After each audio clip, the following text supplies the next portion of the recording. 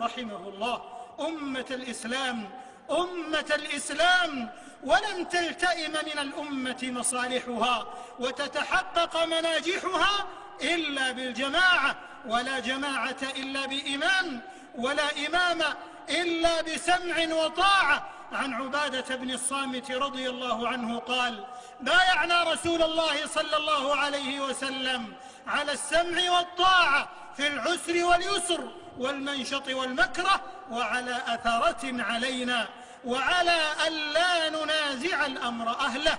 رواه الشيخان. وفي سلطة الإمام وأمره وبليغ نهيه وزجره يقول أمير المؤمنين عثمان رضي الله عنه وأرضاه: إن الله يزع بالسلطان ما لا يزع بالقرآن.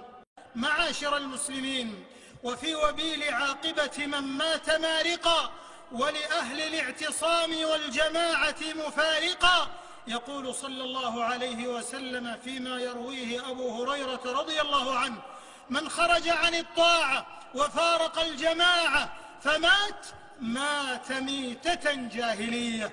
ومن قاتل تحت راية عمية يغضب لعصبية أو يدعو إلى عصبية أو ينصر عصبية فقتل فقتلته جاهلية. ومن خرج على أمتي يضرب برها وفاجرها لا يتحاشى من مؤمنها ولا يفي بعهد ذي عهد فليس مني ولست منه. أخرجه مسلم وغيره. إنها شعيرة لزوم الجماعة وما تقتضيه من السمع والطاعة. يقول عز من قائل: واعتصموا بحبل الله جميعا ولا تفرقوا. قال ابن مسعود رضي الله عنه: حبل الله هو الجماعة. وعن ابن عمر رضي الله عنهما قال: قال رسول الله صلى الله عليه وسلم: لن تجتمع أمتي على ضلالة، فعليكم بالجماعة فإن يد الله على الجماعة. أخرجه الترمذي والطبراني بإسناد صحيح. وما ذلكم يا عباد الله إلا لأن الخروج عن الجماعة والشذوذ عن الطاعة يمزق الشمل النظيم بددا.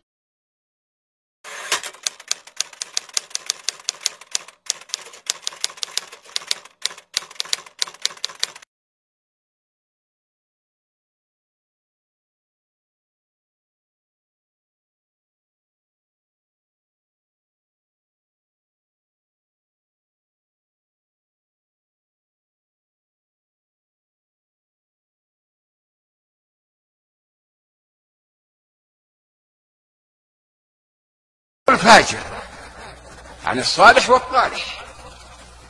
متى ما قال: من ولي الخلافة واجتمع الناس عليه ورضوا به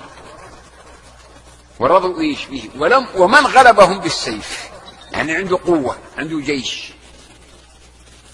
وجاء وتحكم فيهم مسلم، علينا السمع والطاعة.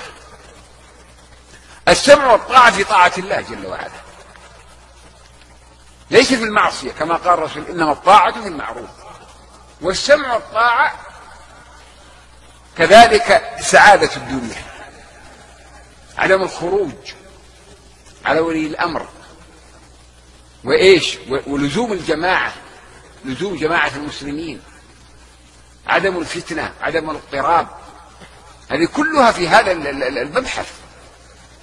أنتم شوفوا الناس الآن الذي شرقا وغربا كيف مضطربين، سبب ذلك عدم السمع والطاعة، عدم فقه هذا المبحث الجيد القوي.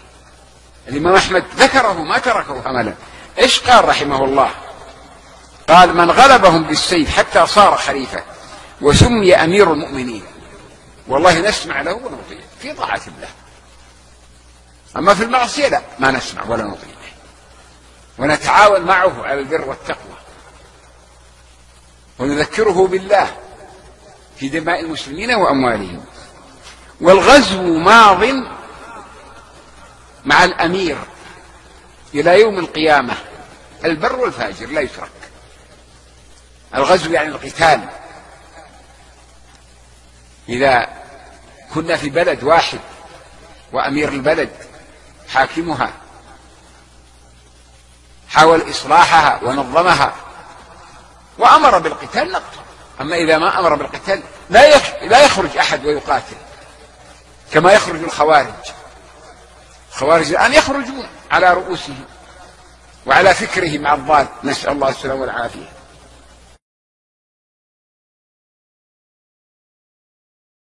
يعني واجب الإمام أن يقيم العدل والأمن بين الناس، يهيئ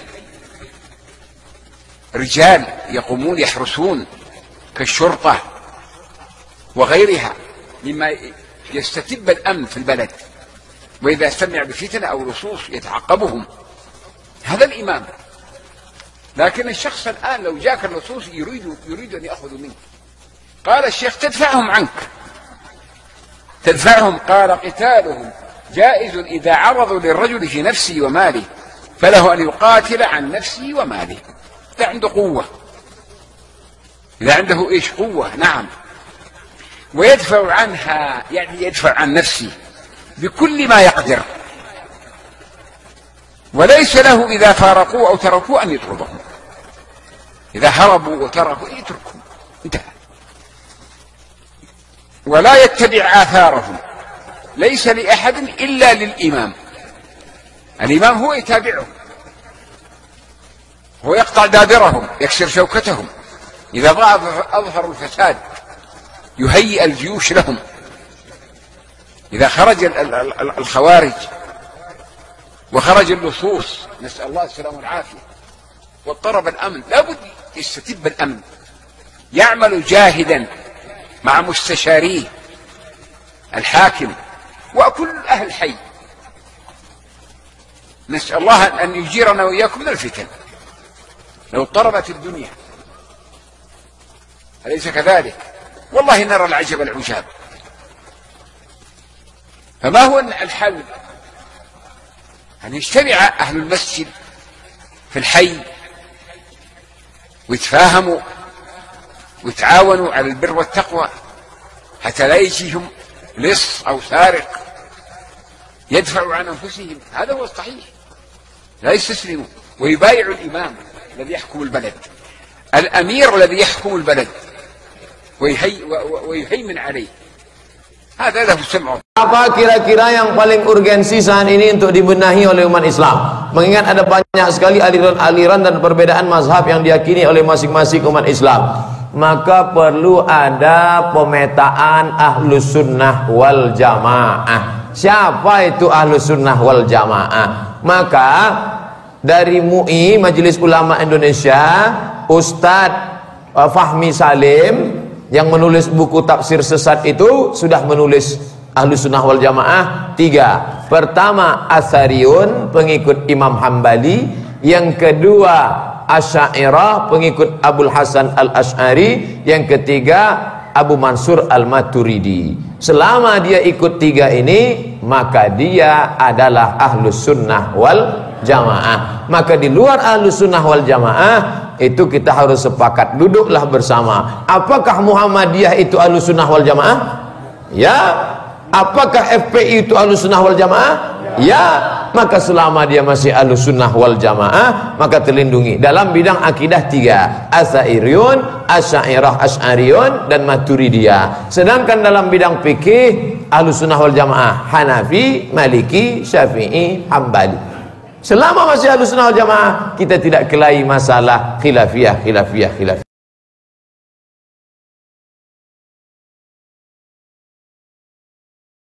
Kemudian sifat yang keempat, yaitu iman kepada semua yang diturunkan kepada Nabi Muhammad sallallahu alaihi wasallam. Walladzina yu'minuna bima unzila ilaik. Walladzina, dan orang-orang yu'minuna yang beriman mereka, bima dengan apa saja.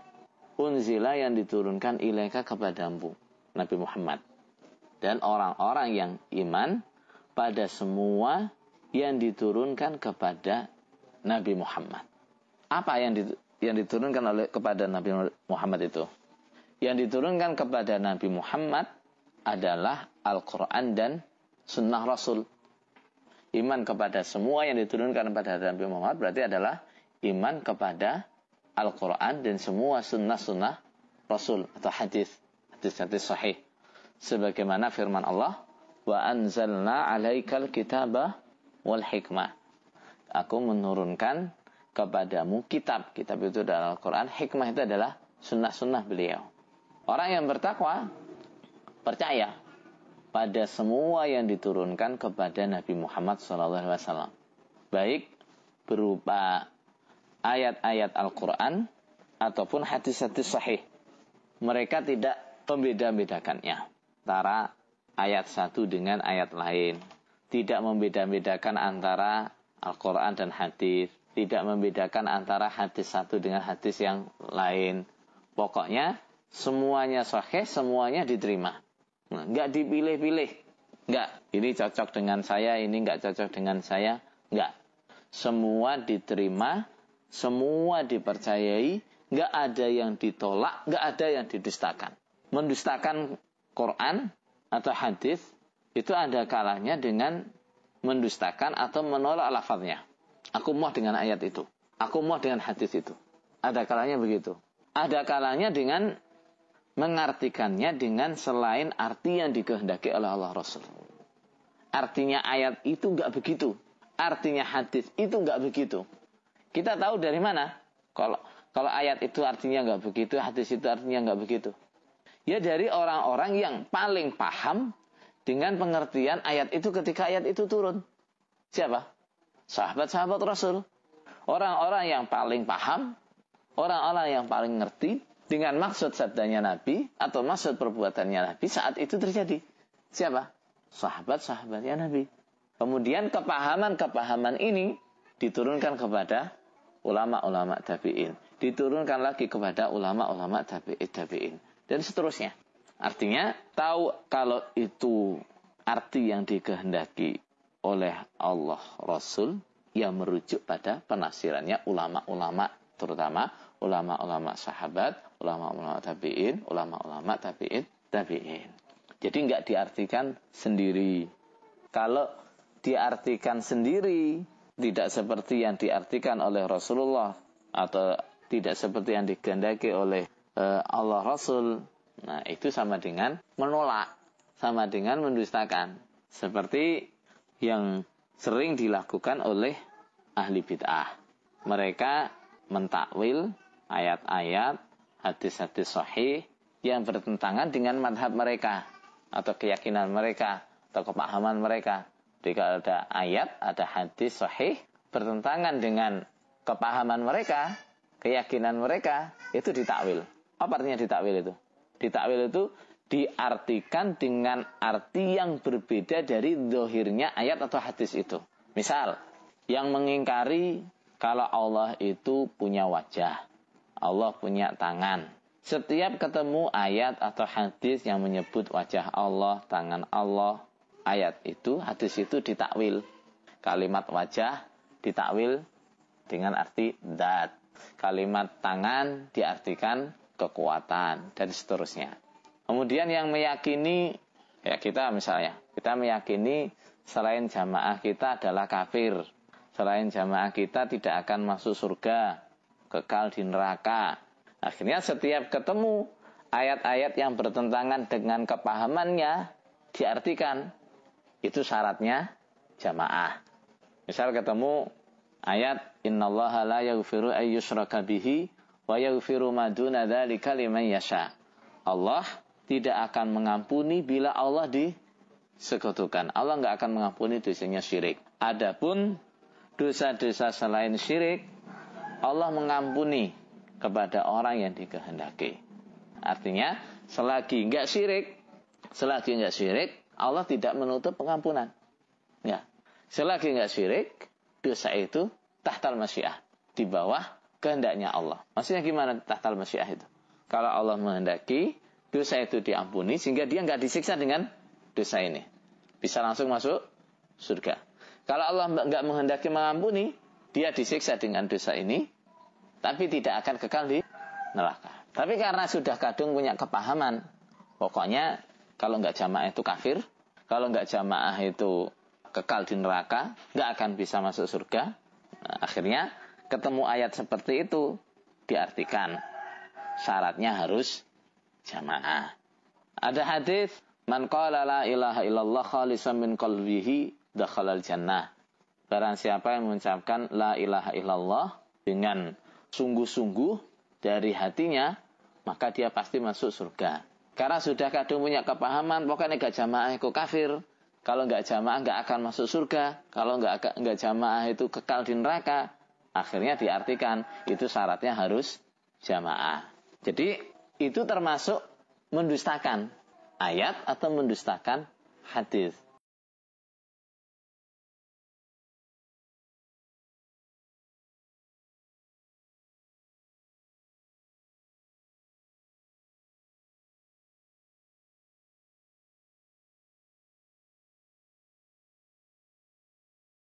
Sallallahu alaihi wasallam bersabda, Abdullah bin Umar pernah datang kepada Abdullah bin Muti ketika ia menjabat sebagai penguasa negeri Harrah di zaman kekhalifahan Yazid bin Muawiyah. Abdullah bin Muti berkata, berilah Abu Abdurrahman, yaitu Abdullah bin Umar bantal. Lalu Abdullah bin Umar berkata, sesungguhnya kedatanganku ke sini bukan untuk duduk. Aku datang kepadamu untuk menyampaikan sebuah hadis yang pernah aku dengar dari Rasulullah SAW.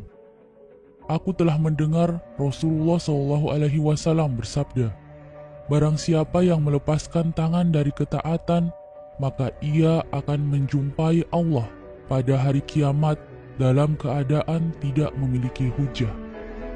Dan barang siapa yang mati sedangkan di pundaknya tidak terdapat baiat, maka ia telah mati seperti kematian jahiliyah. Dari hadis tersebut, ada yang menyatakan kaum muslimin yang tidak membaiat pimpinan kelompoknya disebut sebagai kafir. Di sisi lain, ada yang alergi mendengar hadis ini, sehingga belum apa-apa sudah merasa dikafirkan ketika ada yang membawakan hadis ini. Ada dua makna hadis di atas.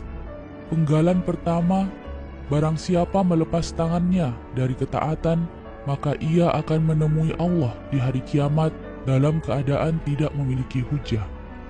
Imam An-Nawawi ketika menjelaskan, tidak ada alasan baginya dalam perbuatannya melepaskan ketaatan dari penguasa, dan tidak ada uzur atau dalih yang memberi manfaat kepadanya, yakni dalih untuk menyelamatkan dia pada hari kiamat.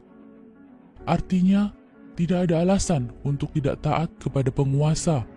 Walaupun begitu, bukan berarti ketaatan kepada penguasa itu mutlak. Ada kondisi di mana penguasa justru tidak boleh ditaati. Penggalan kedua, dan barang siapa mati sedang di pundaknya tidak ada baiat, maka ia mati seperti mati jahiliyah.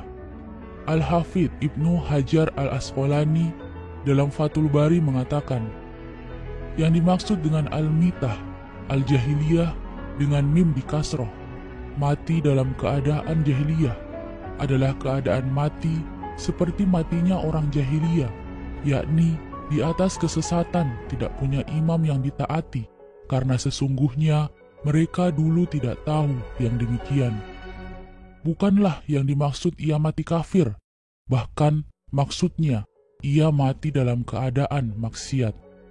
Al-Hafidh melanjutkan, ungkapan al-mitah al-jahiliyah mengandung makna tashbih, yakni penyerupaan atas zahirnya, yang maknanya dia mati seperti mati jahiliyah, walaupun dia bukan orang jahiliyah. Adapun tema hadis ini adalah baiat kepada khalifah atau kepala negara dalam sistem Islam, dan tidak ada baiat untuk pimpinan organisasi, ormas, maupun partai. Kalaupun diadakan, maka baiat untuk pimpinan organisasi, ormas, ataupun partai tersebut hanyalah sekedar janji atau sumpah.